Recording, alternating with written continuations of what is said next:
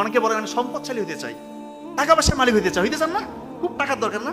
সৎভাবে টাকার পাহাড় হয়ে যাবে টাকার। শুধু দান করেন, যতটুক আছে আপনার, যতটুক আপনি 100 টাকার মালিক, ওইখান থেকে 10 টাকা 20 টাকা দিয়ে দেন।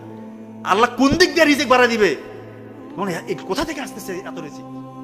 আমি নিজে প্রমাণ, আমি বহু টাকার মালিক না, কিন্তু আমি আমার স্টেজে আমার বয়সে আলহামদুলিল্লাহ আল্লাহ তাআলা আমাকে যা দিয়েছে, এটা তো ওপেনলি বলা যায় না, বৈধভাবে যা আমি করেছি আলহামদুলিল্লাহ, শুকরিয়া।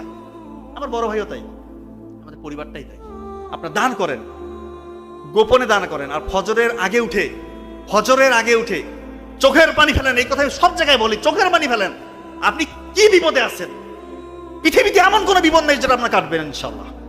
কি বিপদ আপনার? কিসের বিপদ? কি আপনি ছাত্র, চাকরি হচ্ছে না? বড় বড় চাকরি, আমরা তো সর্বোচ্চ চাকরি করি নাকি?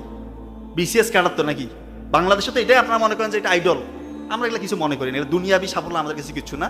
কিন্তু বলতেছি, ডাক্তারিতে চান্স পাইছি, বিসিএস ক্যাডার হয়েছি, আমি হচ্ছে মেধাহীন, অত বেশি মেধা আমার নাই। আমি আল্লাহর সাথে কানেকশন তৈরি করার চেষ্টা করেছি।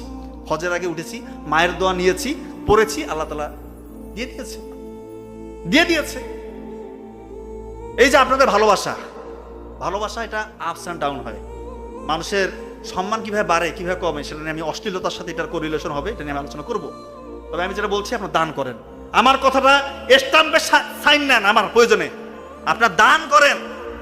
আপনার যদি রিজিক বৃদ্ধি না পায়, আমি চ্যালেঞ্জ করে বলতেছি, এটা অবশ্যই আপনার রিজিক বৃদ্ধি পাবে। টাকা কোন দিক থেকে আসবে দিশা পাবেন না। বৈধ টাকা, অবৈধ টাকা না, বৈধ টাকা বলতেছি। আপনি হিসাব মিলাতে পারবেন। আল্লাহর মেকানিজম আলাদা রকমের। আপনার মেকানিজম, আপনি তো আপনার ব্রেইন যতটুকু আছে এতটুকু থেকে চিন্তা করেন। আল্লাহ কোন দিক থেকে দিবে আপনি কোনো হিসাবে মিলাতে পারবেন না। এই জিনিসটা মেনটেন করুন। মাথার যদি আপনার সমস্যা হয়, ব্রেইন ঠিকঠাক মতো কাজ করতেছে না, তাহলে কিভাবে বুঝবেন? আপনি দেখবেন আপনার চোখে আপনি ঝাপসা দেখতে পারেন, মাথা ঘুরবে, আপনার মেজাজ খিটখিটে থাকবে, আপনি দেখবেন যে কোনো একটা বিষয়ে সহজে কনসেন্ট্রেশন দিতে পারবেন না, মনোযোগ দিতে পারবেন না। মনোযোগ 10 সেকেন্ড আপনার থাকবে না, মনোযোগ বিচ্ছিন্ন হয়ে যাবে।